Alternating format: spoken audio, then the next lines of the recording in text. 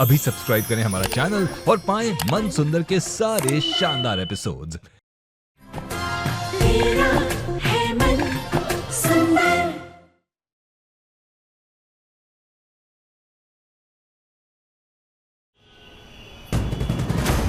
रुचिता का ये सब करना मुझे भी अच्छा नहीं लगता, लेकिन महंत जी की बातों को हम नजरअंदाज भी तो नहीं कर सकते ना। लेकिन उस अंधविश्वास को बढ़ावा देना वो भी तो सही नहीं है ना पापा। और वैसे भी हम कोई ऐसी जगह में नहीं रहते जहां हमें विश्वास और अंधविश्वास के बीच का फर्क ही नहीं पता। देखो निहार, रुचिता के लिए तुम्हारी फिक्र है, मैं समझ सकता हूँ, लेकिन तुम अपने लिए हमारी फिक्र भी तो समझो। पापा, रुचिता की जगह अगर कोई और लड़की भी होती तब भी मैं यही करता। और ये बात रुचिता की फिक्र की नहीं है, ये बात सही और गलत की है, और ये चीज गलत हो रही है। और अगर आपको मेरी फिक्र की बात है तो आप मुझे डांटिए, मुझे कहिए कि मैं केयरफुल रहूं। उसे ये सब करने की क्या जरूरत है? पापा, अंधविश्वास एक हद तक ठीक है, लेकिन उससे किसी को फिजिकल और मेंटल टॉर्चर नहीं होना चाहिए। जिसे तुम टॉर्चर कह रहे हो वो इस घर की शांति के लिए, तुम्हारे सुखमय जीवन के लिए एक उपाय है, और ये सब करने में अगर रुचिता को कोई तकलीफ नहीं है तो तुम्हें क्या प्रॉब्लम हो रही है? क्योंकि वो किसी को हर्ट नहीं करना चाहती, इसलिए कुछ बोल नहीं रही। लेकिन इसका मतलब ये नहीं कि आप लोग उसकी चुप्पी का फायदा उठाएं, उसे हर्ट करते जाएं। और आप तो उसे बेटी मानते हैं ना, तो क्या सच में आप अपनी बेटी को ऐसे बाहर छोड़ देते?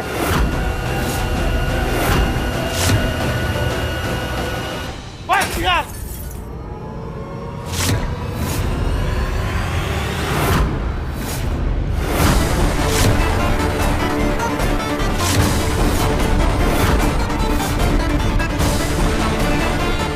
तुम मुझ पर बहुत बड़ा इल्जाम लगा रहे हो निहार। इल्जाम नहीं लगा रहा हूँ, फैक्ट बता रहा हूँ। मैं आपका बेटा हूँ, इसलिए आप इस अंधविश्वास पर विश्वास कर रहे हैं। लेकिन अगर वो आपकी बेटी होती तो आप किसी और पंडित के पास जाते, कोई और उपाय ढूंढते। लेकिन उसके साथ ऐसा नहीं होने देते।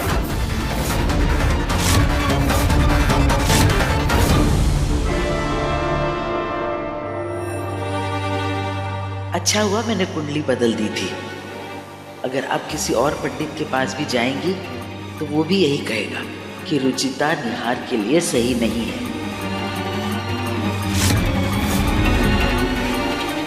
ये क्या बदतमीजी है निहार? अपनी बीवी के लिए तुम अपने पापा से ऐसे कैसे बात कर सकते हो? दादी, मैं किसी को सपोर्ट नहीं कर रहा हूँ। इस घर में जो गलत हो रहा है मैं उसकी बात कर रहा हूँ। और अगर उसकी जगह रितु भाभी भी होती तब भी मैं यही कहता। तुम अपनी हद पार कर रहे हो निहार। 4 किताबें क्या पढ़ ली, अपने आप को बहुत बड़ा ज्ञानी समझ रहे हो? रीत रिवाज, परंपरा सब कुछ भूल रहे हो। क्या फायदा उन रीति रिवाजों का पापा, जिससे किसी की हालत खराब हो जाए? आप ही बताइए, उसका बाहर रहना इतनी भरी ठंड में सही है? और तुम्हारा मुझसे इस तरह से बात करना, क्या ये सही है? और क्या आपका ऐसे चुप रहना सही है? बस निहार जी,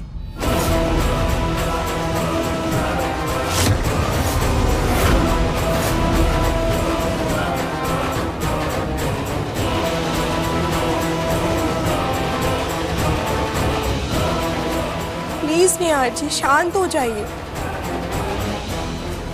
मैं जो भी कर रही हूँ अपनी मर्जी से कर रही हूँ। आप प्लीज मेरी वजह से पापा जी से ऐसे बात मत कीजिए प्लीज। मैं अपने पापा से बात कर रहा हूँ।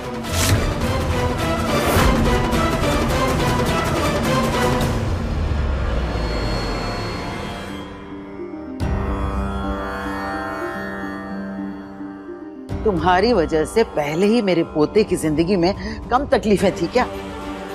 जो अब तुमने बाप बेटे को भी एक दूसरे का दुश्मन बना दिया है। महंत जी सही कहते हैं कि ये रिश्ता ही गलत है।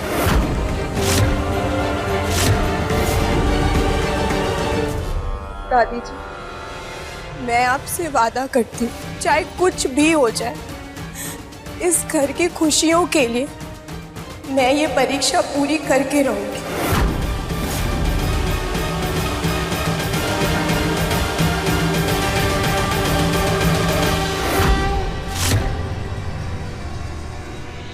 मैं भी तुमसे वादा करती हूँ रुचिता कि चाहे कुछ भी हो जाए, मैं तुम्हें निहार की जिंदगी से निकाल के ही रहूंगा।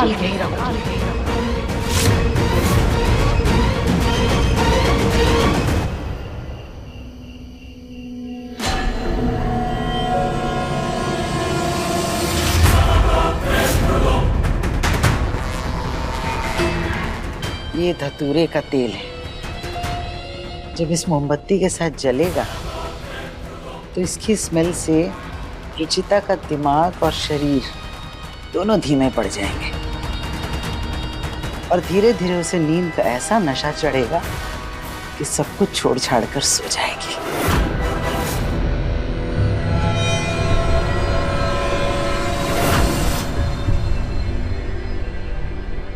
खाटू श्याम जी, प्लीज मेरी मदद कीजिए। अभी तक तो पूरी सब्जी बनाना भी बाकी है और सुबह होने वाली है। लकड़ियां भी लेने जाना है। प्लीज ध्यान रखिएगा कि सब जल्दी से हो जाए।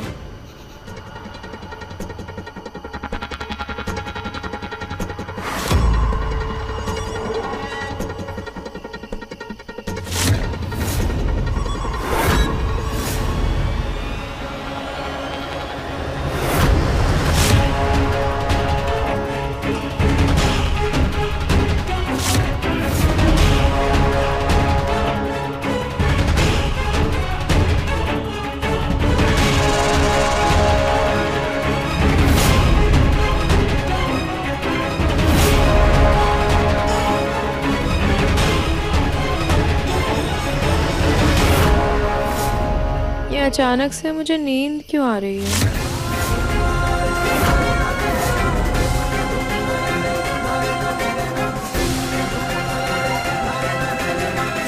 ये अजीब सी स्मेल कहाँ से आ रही है?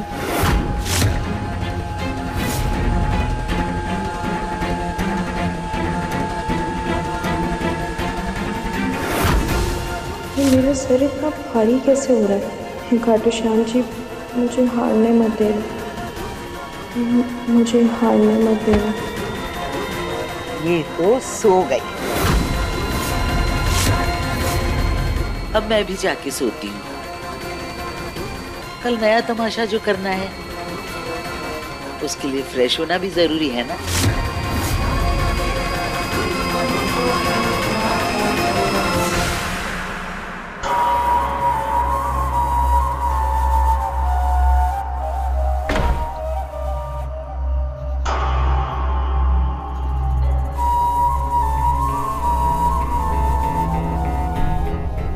रुचिता की कल की पूजा तो पूरी होने से रही।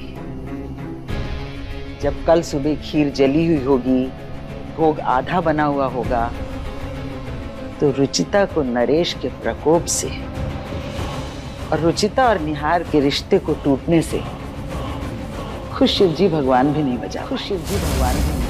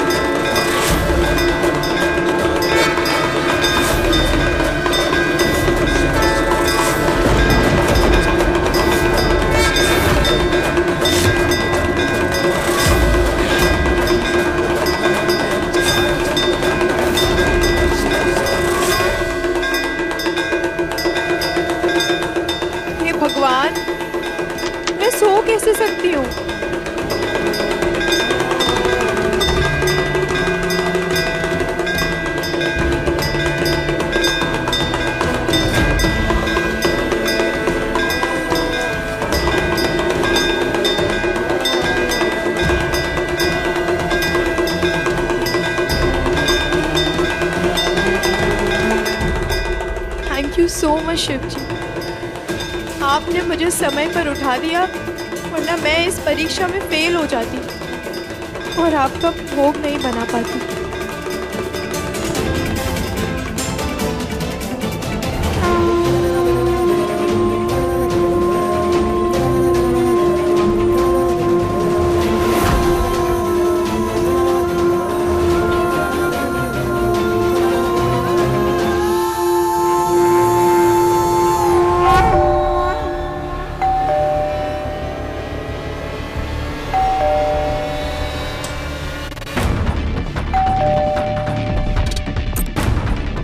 इतनी सुबह सुबह कौन आ गया?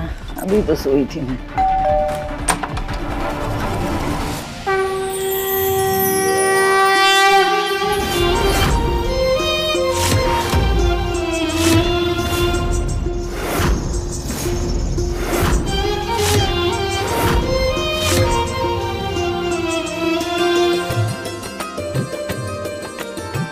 रुचिता, तुमने पूरा प्रसाद बना लिया? जी पापा जी। मुझे तो लगा था तुम सो जाओगी। जी दादी जी, बीच में मेरी आँख भी लग गई थी, लेकिन शिव जी की कृपा से बिल्कुल टाइम से आँख खुल गई।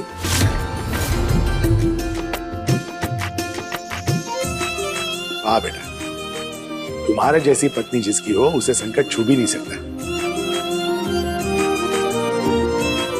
पता नहीं कुंडली में कैसे लिखा था कि तुम निहार के लिए दुखों का कारण बन जाओगी। पापा जी, दादी जी, प्रसाद लीजिए ना। ऐसे कैसे? पहले मंदिर में जाके शिव जी को प्रसाद चढ़ाओ, उसके बाद पंडितों को भोज करवाओ, उसके बाद देना प्रसाद। वो सब हो गया दादी जी। पहले मैंने ये प्रसाद शिव जी को चढ़ाया, उसके बाद ब्राह्मणों को भोज दान कर दिया, फिर मैं यहाँ आई हूँ। चलो बेटा, पहले अंदर आओ, सबको प्रसाद दो और जाके आराम करो।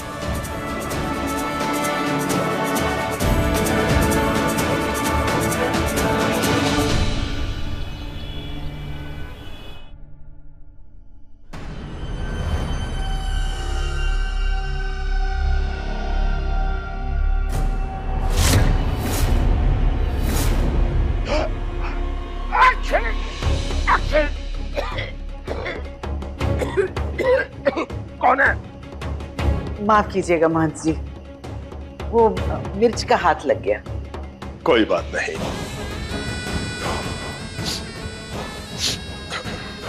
अब आप उठ ही गए हैं महंत जी, तो क्या सेवा करूं आपकी? नाश्ते में आप सिर्फ हलवा पूरी खाएंगे या दो डंडे भी खिलाऊं तुम्हें?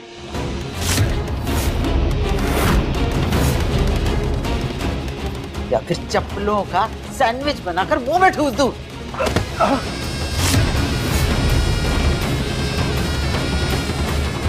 बिस्तर तोड़ने के पैसे दे रही मैं तुम्हें, एक जरा सा काम नहीं हुआ तुमसे?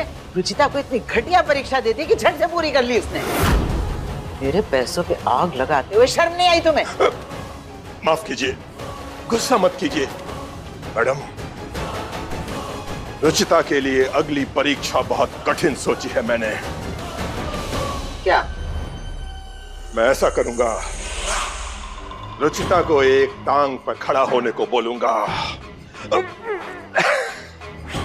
तुम जो हो ना, रहने दो। अब तुम वही करोगे जो मैं कहूंगी। हाँ मैडम।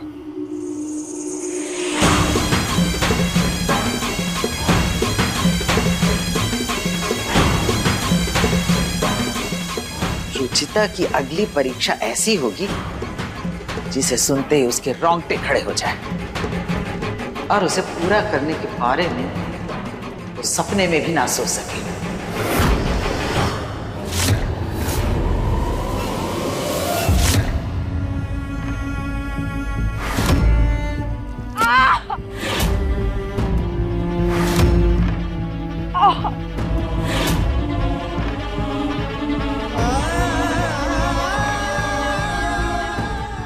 निहार जी, आपकी कॉफी और आपकी फेवरेट कुकीज।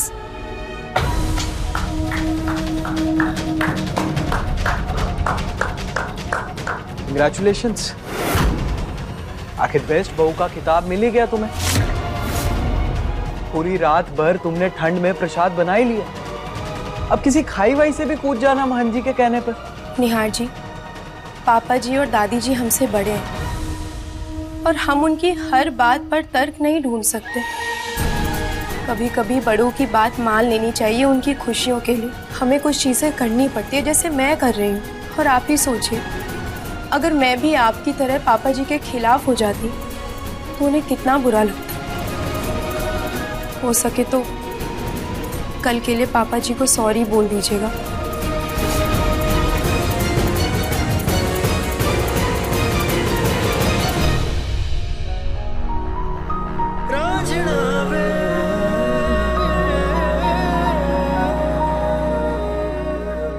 निहार जी, आप क्या कर रहे हैं?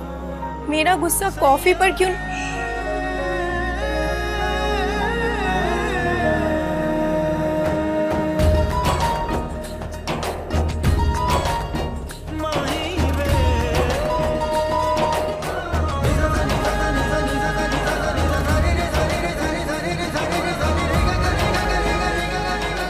इतना भी इडियट नहीं हो कि किसी के कुछ कहने पर खाना पीना छोड़ दो। वैसे भी तुमने कल रात से कुछ खाया नहीं है, तुम कॉफी पी लो, मैं अपने लिए मंगवा लूंगा।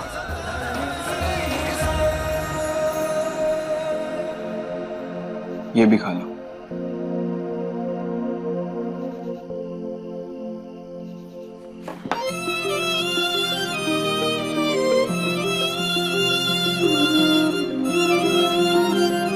इतना प्यार करते हैं आप मुझसे, ऐसे कैसे आपकी खुशियों के लिए ना लड़ूं? आपके लिए तो मैं कुछ भी कर सकती हूँ।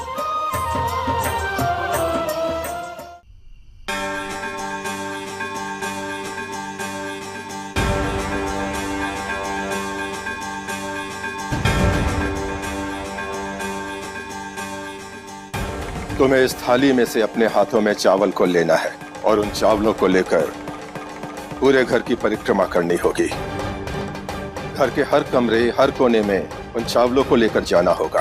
परिक्रमा पूरी होने के पश्चात तुम्हें यहीं खाटू श्याम जी के मंदिर में आकर उन चावलों को सिंदूर में रंगना होगा। मैं हल्दी लगे चावलों के साथ आधा स्वास्तिक बनाऊंगा, बाकी का आधा स्वास्तिक तुम उन सिंदूर लगे चावलों से बनाओगी। चलो, इस बार तो थोड़ी आसान परीक्षा मिली।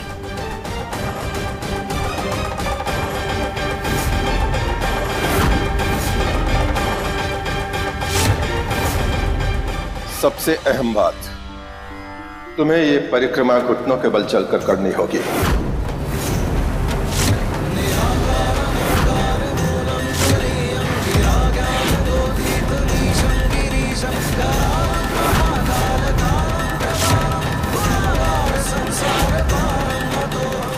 और ध्यान रहे, चावल का एक भी दाना गिरना नहीं चाहिए।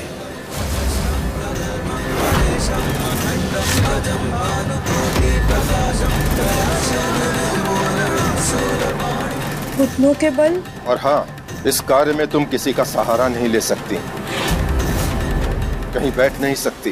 पूरी परिक्रमा तुम्हें 1 घंटे में पूरी करनी होगी।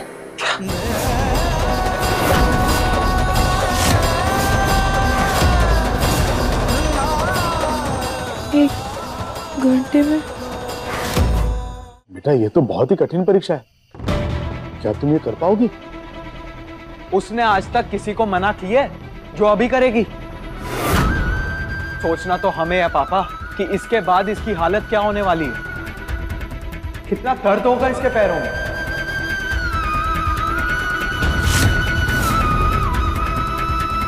कोई बात नहीं निहार जी, ये आखिरी परीक्षा है, मैं कर लूंगी। सौभाग्यवती भव। अब मैं तुम्हारे माथे पर तिलक लगाऊंगा, उसके पश्चात तुम्हारी परीक्षा आरंभ हो जाएगी।